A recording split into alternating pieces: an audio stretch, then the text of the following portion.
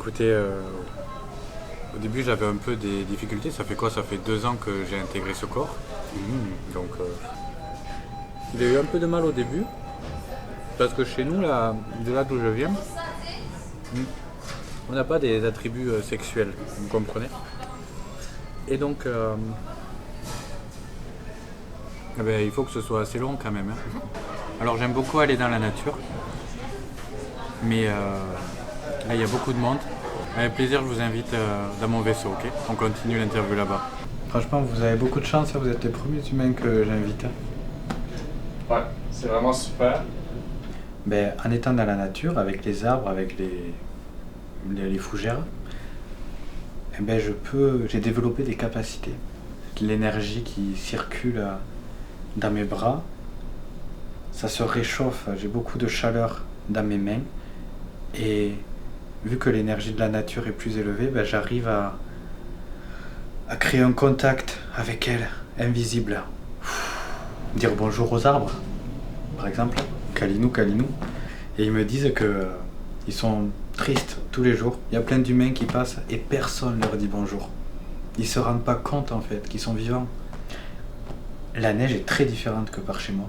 La première fois que je suis arrivé ici, j'ai cru qu'il a neigé. J'ai cru. Oh, j'étais daltonien.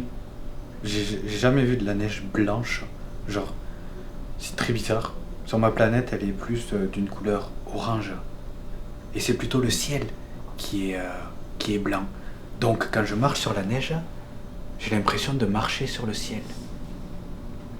C'est très fascinant comme phénomène.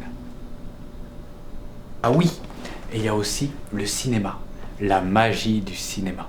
Mais surtout les films de SF.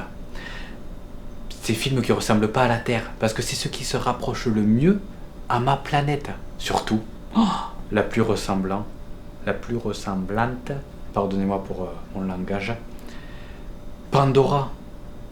Pour vous, c'est du divertissement, mais pour moi, c'est ma réalité. Une réalité très très loin de ce monde. Vous vous rendez pas compte, vous, quand vous allez au cinéma.